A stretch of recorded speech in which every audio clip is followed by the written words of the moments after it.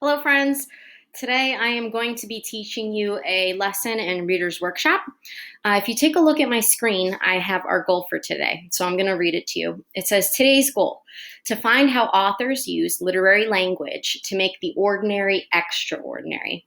So you might have noticed in the word extraordinary, I capitalized the word extra because sometimes what writers do in their stories or authors is they take ordinary language that you might not think has anything special about it, but they take it and they put a spin on it and they make it extraordinary so it can actually really stand out like literary language.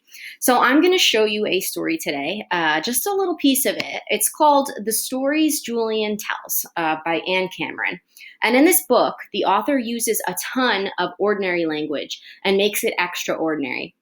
Now, a few things I want you to pay attention to while I read this are, first, the sun, which I'm going to write here, something that's maybe ordinary, right? Another part that mentions leaves. You see those everywhere, right? Leaves. Make that V a little better. And last but not least, we're going to talk about a table. So these are three things in this story that might be ordinary that the author takes and makes extraordinary. So let's take a look at the text. The chapter is called The Pudding Like a Night on the Sea. So I'm going to read it to you, and once again, we're going to pay attention to these three things in the story: the sun, the leaves, and the table, and we're going to see how the author makes these ordinary things extraordinary. I'm going to read it to you. I'm going to make something special for your mother, my father said. My mother was out shopping. My father was in the kitchen looking at the pots and pans and the jars and this and that. What are you going to make? I said. A pudding, he said. My father is a big man with wild black hair. When he laughs, the sun laughs in the window panes. When he thinks, you can almost see his thoughts sitting on all the tables and chairs. When he is angry, me and my little brother Huey shiver to the bottom of our shoes. So I'm going to pause for a second because right there you might see something about tables. I'm going to go back into the text. Let's see if I can highlight it.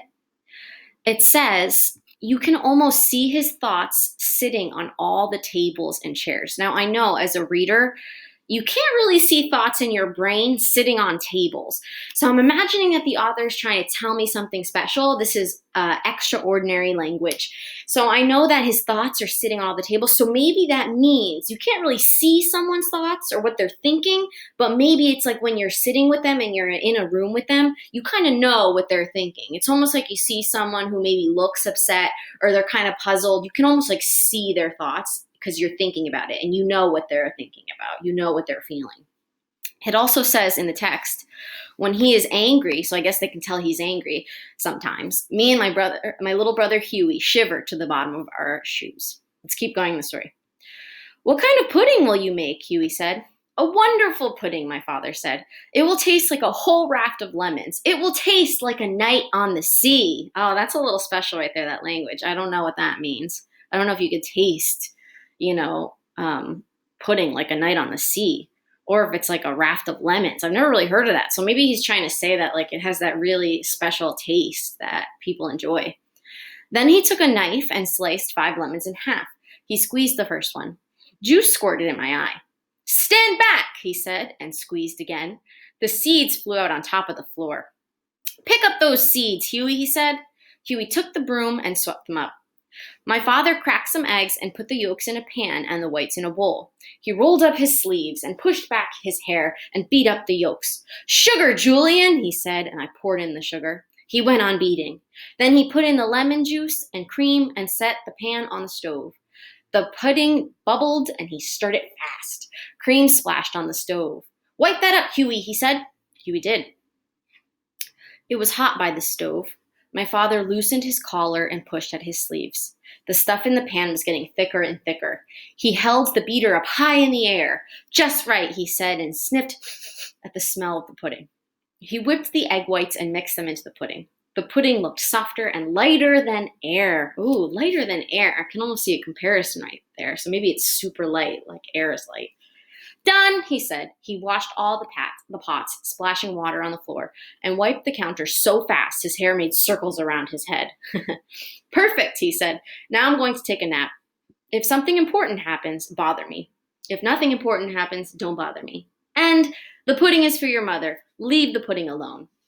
He went to the living room and was asleep in a minute, sitting straight up in his chair. Huey and I guarded the pudding.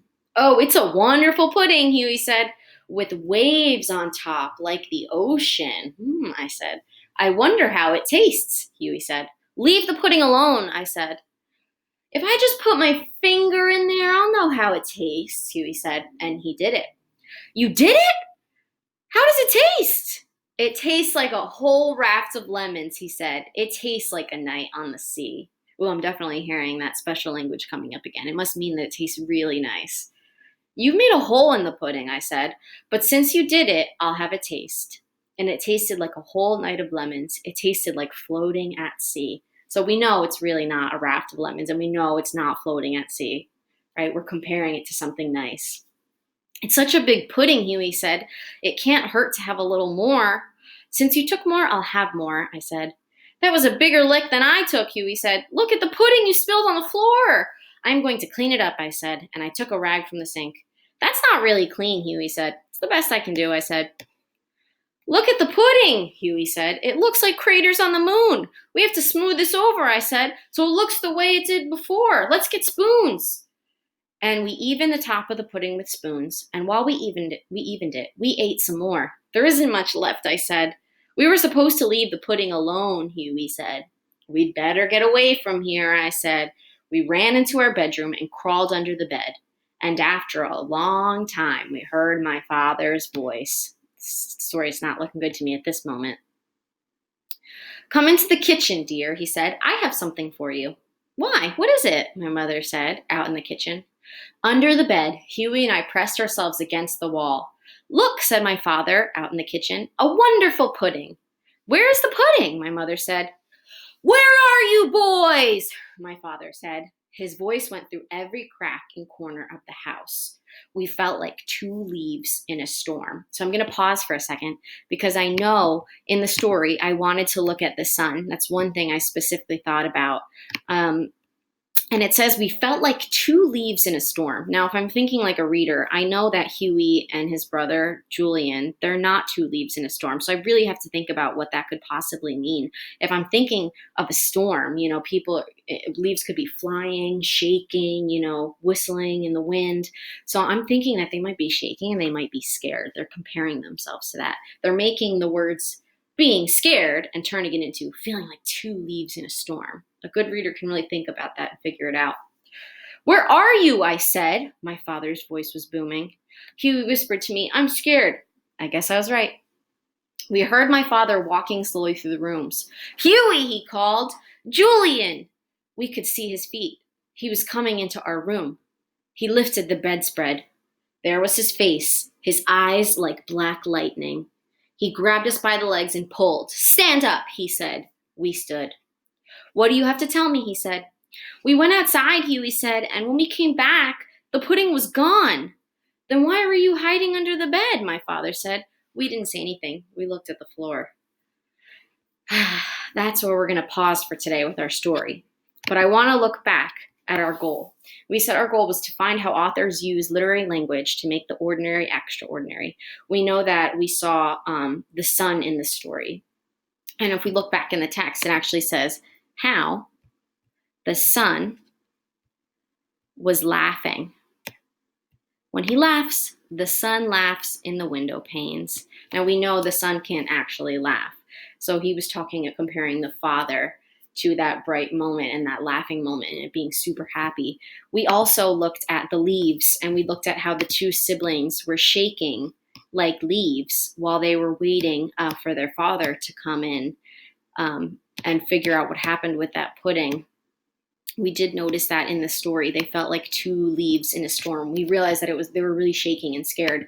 And last but not least, we did see the table moment where Julian and Huey's father, when he thinks, you can almost see his thoughts. He's the kind of person where you can really figure out how he's feeling and what he's thinking about. So really think about this goal when you read in your own books today.